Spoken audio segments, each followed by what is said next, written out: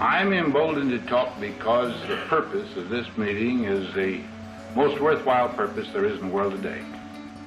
To help build the road to peace. Help build the road to an enduring peace.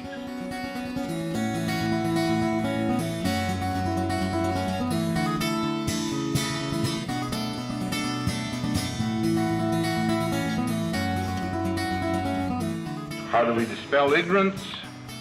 How do we present our own case? The exchange of professors and students and executives, the providing of technical assistance and the ordinary traveler abroad, about doctors helping in the conquering of disease. In this way, I believe, is the truest path to peace.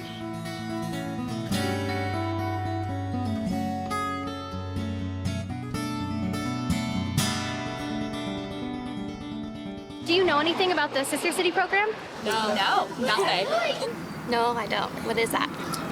I do. I'm apparently misinformed. I thought Grants Pass had a sister city in Mexico, which is not the case at all. No. Like, what kind of sister city? I know nothing about the Grants Pass sister city program. Apparently it's someplace in Russia. What country? The one in Italy? It's Guanajuato, I believe. Yeah, the sister city is Guanajuato, Mexico, which is kind of in the center of the country. And my daughter went there, knowing that it was our sister country. She visited it. She wasn't part of the group. And actually went there for the 30th anniversary of the sister cityhood. Say that if I ever had the opportunity, having met some of the people that came through, I would love to go visit them in their town and see how they live their life.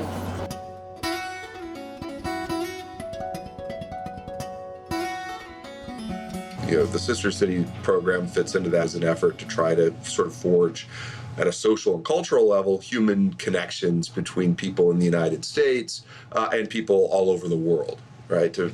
If you know people, if you can put a face to something and a name to someone, it doesn't become as abstract, and it can help to facilitate greater understanding, or at least that's the theory.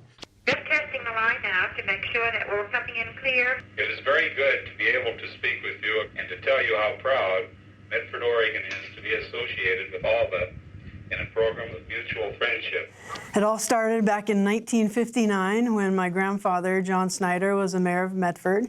He went to a conference about the people-to-people program that Dwight Eisenhower started, and he decided that he needed to get a sister city started for Medford. So he came back from that conference, got a small committee together. In February of 1960, the Medford City Council adopted Alba into the Sister City program. Alba was selected because of the similarities between the two cities at that time, and my grandfather really wanted to pick a city where these long-lasting bonds could be established and friendships, so having some common interests and common goals would really help them achieve that. So at the time, the population size were similar between the two cities. You know, they're both agriculturally centered areas. So for Medford, at the time, it was pears and the pear orchards throughout the valley. And in Alba, it was the vineyards and the grapes and the wineries. And the geography is pretty similar. Both have kind of some small rolling hills and kind of small valleys. And then in 1962 it was another really big year, and that's when we had the Telstar satellite. Medford and Alba were a couple of sister cities selected to have a phone call. 20 other cities were selected, so Medford was the only one from the Northwest. So the time frame was about midnight over there, and they filled the square outside of the City Hall, a square that we still go visit often. And they filled that with like 5,000 people to listen on speakers the phone conversation between the two mayors. So in 1962, another thing that happened, Alba sent their first ambassador to Medford, and that was Pino Duto. And he was 25 at the time. He was a great first ambassador. My family fell in love with Pino, and he was essentially adopted into our family. And so our family grew, and Pino's family grew, and we have this great big extended family that we're communicating often daily with the different members through WhatsApp or text. Okay, so we're just going to have some fun and talk about our favorite subject, the sister city. The idea of traveling to the United States and to the West Coast was a childhood dream come true. But it was one of the most marvelous experiences I could possibly think of. And then, of course, I arrived in Medford, where I was welcomed by your grandfather. And I was taken in the footsteps of the then City Hall, where I was given flowers. On the way, I had lost my father when I was a little child, and so I could easily sort of identify with him as a surrogate father. The relationship with him couldn't be any better than it was. And it enriched my life, and it made it so much more meaningful and rich. One of the main successful stories of our Sister City program has been the student exchange. We have 26 or so of our students and chaperones go to Alba for 3 weeks, and then in the fall, typically, Alba will send students over here about the same amount, and they stay with host families. I was 16 the first time I went to Alba. Both of my daughters went. They were juniors and seniors at South High, and so they went together, and then I was able to be a chaperone on the next trip in 2016. My first experience was that our son, who was a high school junior, came home in summer and said, "Can we host an Italian in the fall?" So then we did. We got a young man named Andrea, and I just thought it would be, having an extra person sort of around for a couple of weeks. But it turned out to be that we truly gained a family member. There are so many things that they do differently there that we have thought it would be so wonderful if they were that way in the United States. I know it sounds weird, but things like at our table, there's no cell phones. We just actually have a meal together. We talk homemade food, not, something out of a box, which is what they do there. The students who go, the transformation, partly in preparing over time for it, but when they return, the people that they are and the transformation that's made is worth it. And I was a student that went on the trip in 2016. I think this has been a tremendous impact on my family and even myself. It went beyond, what the education you would have here in school. It was literally like, I felt like I was taking this college course, overseas, and I wasn't even technically in class. Because no matter where I was learning things. No matter who I was speaking to, I was learning things. But it did really change my life because it gave me an opportunity to go to Italy without having to, just pull all this money out of my pocket, because they help you pay with that stuff. With families, you celebrate joy, happy times. People have celebrated marriages. People celebrate the births of their children, new jobs, whatever. It's just exciting to celebrate the joys. At the same time, people also grieve together and go through the sad times together. When my grandfather passed away, they put out death notices and post those throughout the city of Alba, and that's what they do when people pass away. For the 50th anniversary, they named a street after my grandfather, so Via John Snyder. And that's the other thing that we do as a family. Whenever we go there, we take our picture on Via John Snyder below the sign. And the Medford-Alba Sister City connection is one of the oldest that's been started since the program in the late 50s. So that's pretty exciting to have that connection.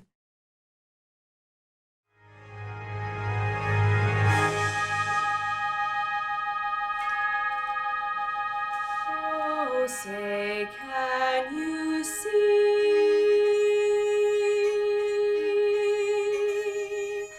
by the dawn's early light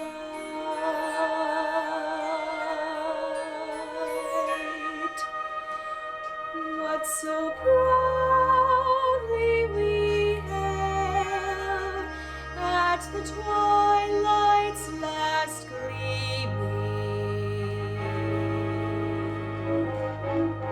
We knock over the things that I saw. Great. And but your breath was better in the middle, much better.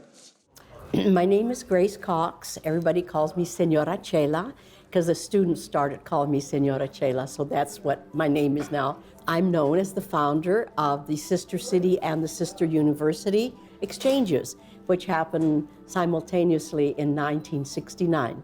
I was a professor at SOU, and I was given the lovely, adventurous duty of going to Guanajuato to look for a sister university, and at the same time we started the sister city relationship. So we have students, almost 1,000 students, that still keep relationships going with Guanajuato for all these many, many years.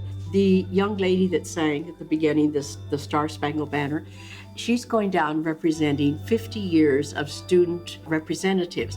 Took a bus trip of 40 SOU students, maybe 8 people from the city.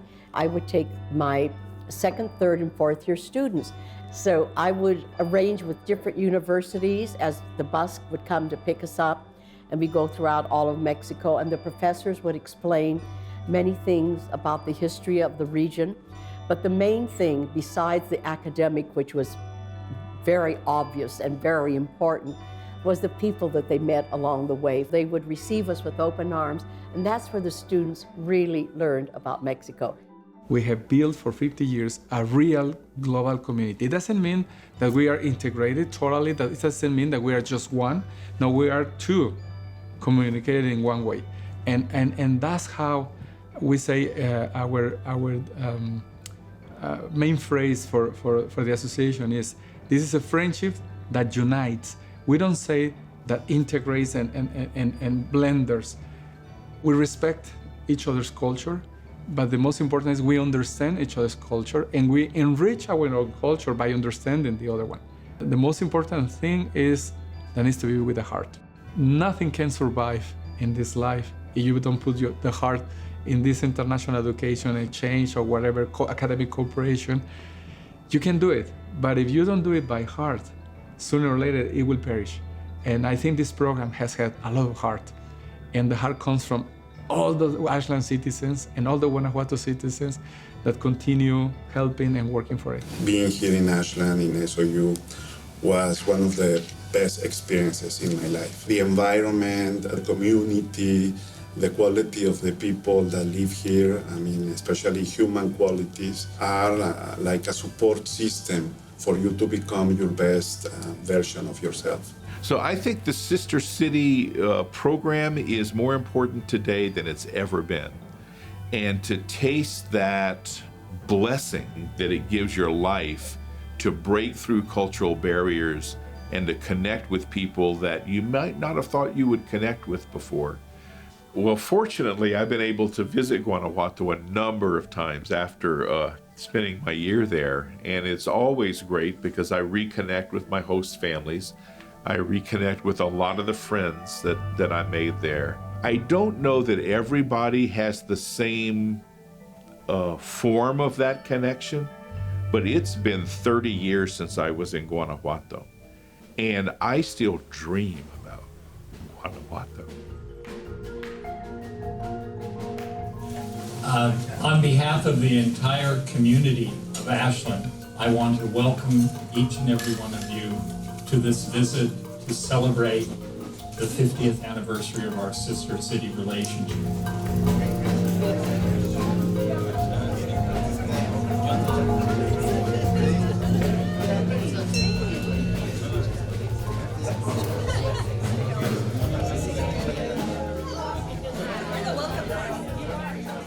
The relationship between Southern Oregon University and the University of Guanajuato is the most amazing international partnership I've seen in my 35 years of higher education experience.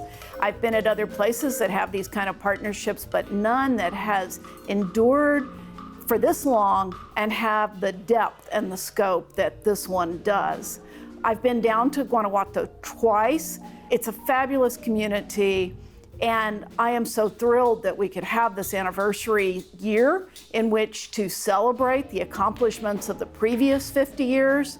I think what we learned in this year is that the future is even brighter. There's much more that we can do together going forward. And I really look forward to seeing how we're going to develop that relationship even more in the next 50 years. So the Amigo Club is the organization, nonprofit organization, that does the exchange of people to people between the two cities, Ashland and Guanajuato.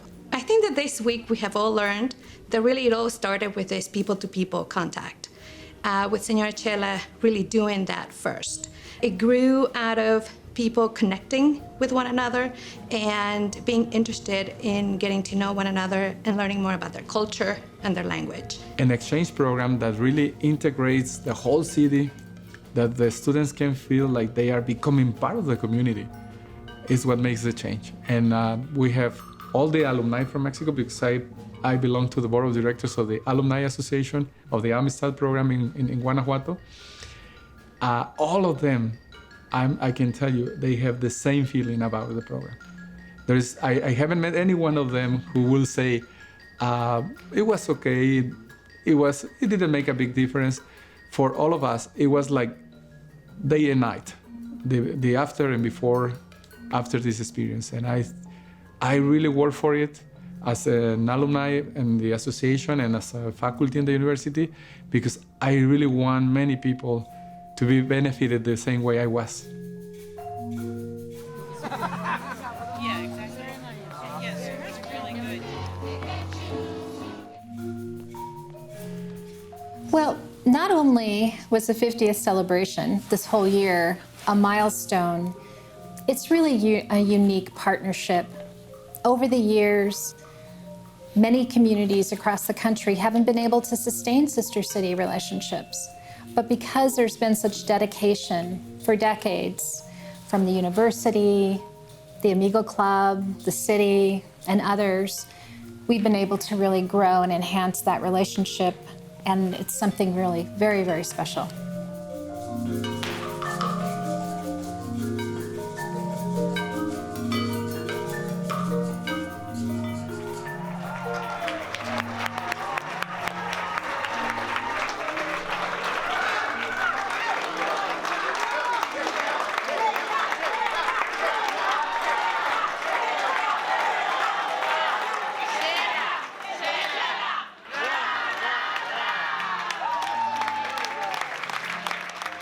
Going to give a speech, and I want you to help me, please. Okay.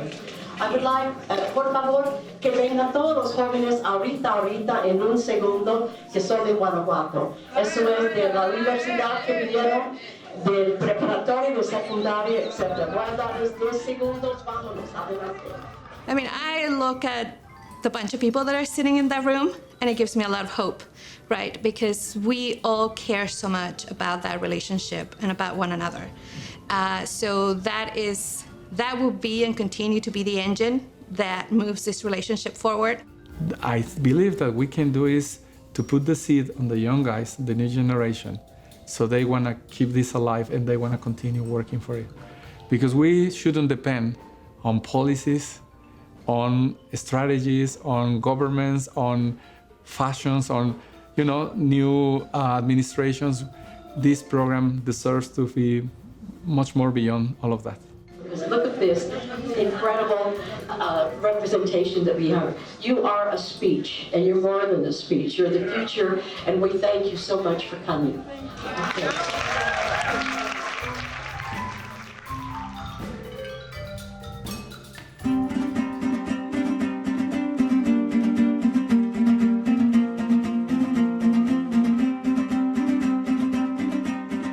One of the most interesting things about the Rubtsovsk Grants Pass sister city is that it started right as the Soviet Union was breaking up. It began in 1988 with a raft exchange with rafters from all over the world rafting in Siberia on the Katun River. That was an international competition, Project Raft, Russians and Americans for teamwork. And that was a citizen diplomacy exchange. Cindy Patterson heard about the goal, heard about the council's work. So she was the one who actually initially said, why not make it a Russian Siberian city? And so we pursued that. There used to be the fear of the nuclear attack, where I'm sure it wouldn't have done any good, but kids learned to get under their desks. So we grew up with this really distorted view of the people involved with our enemy, the Soviet Union. They were threatening people, they were cold, there were people with their hands on a red button that was going to be ignited at any time, and that was spooky. Well, of course, I went over and I found out that most of my ideas from a childhood in the Cold War were false. They're very warm people. When you talk to people, they're not interested in having a war. In fact, they're very curious. At that time, I was living in California and said, California, Disneyland, wow, tell us about it. They were very interested in Americans and emulating what we had. It was very motivating to try and get to know people and get close to them. And of course, when you did, you found, yes, they're just like us in many ways. They have a life just like we do. They sharing their food, sharing their houses, and you see the differences in culture and how they raise their kids and how they prepare their meals and all, but it's all to the same end, and they're warm and friendly. We received royal treatment, red carpet treatment, which we weren't prepared for. But then this amazing heart. Siberian people have a really deep heart, and friendship is really, really paramount to them. Well, the main purpose is person-to-person exchanges, yeah. And many people have had just such warm and welcoming experiences on both sides. And I think we learn from each other's societies, the way things are organized. There's not just one way. We stay in touch with each other, and just have such a warm feeling. We feel we can't let it go. Russia during the 90s went through a really, really hard economic time, the collapse of the Soviet Union. One of our former mayors, Gordon Anderson, noted that all these hospitals had very, very little equipment. Particularly, they had no modern computerized monitoring machines and so on. With Asante, they were very generous in their donation. We raised a lot of money from our community and managed to ship it. It took a couple of years, but they finally got it. I meet people here and they ask me about my accent and where I'm from. I say, I'm from Russia, and they say, oh, you know what? I heard about this, I heard about my heritage is from Russia and this, and I said, okay, would you like to go and travel to Russia? I actually came to United States, straight to Oregon, Grants Pass, 8 years ago. And the first thing that I learned that we have a sister city. Yeah, we have this event called Russian Winterfest, which we hold every year in the beginning of February. And this is a community event. Everybody from the community can come and celebrate and learn more about Rubtsovsk. And we normally tell about the latest delegation from GrantsPass to Rubtsovsk or from Rubtsovsk to GrantsPass. We have a real Russian feast. And then we have Russian music, sometimes learn a dance, sing a song. And yeah, that's a lot of fun. And when you see a person from another country and he represents the culture for you, you learn a lot. So you see a lot yourself. It's firsthand. It's not like somebody told you, or you have some rumors, or you have like politicians talking about that. It's completely different. The degree to which it can impact your life personally, enrich your life, is really beyond description. So you go in not knowing, you're out on an adventure, but you come back really a changed person. So this need for connection that we have as human beings, but across cultures and country boundaries, is huge. Peace through people, to me, means meeting people, and if you meet someone that's like you and that you have an instant relationship with, then how can you have war? Now is a good time to try and get more people, not just in Russia, but other countries, connected so that the grassroots level understands a broader picture of the situation and what the special interests are. Maybe there will always be problems in our world, but this is a good way to approach solving some of them. Our society in the United States has allowed itself to be severely divided. And part of that division, unfortunately, has been an us and them. And anyone that's not us is a them.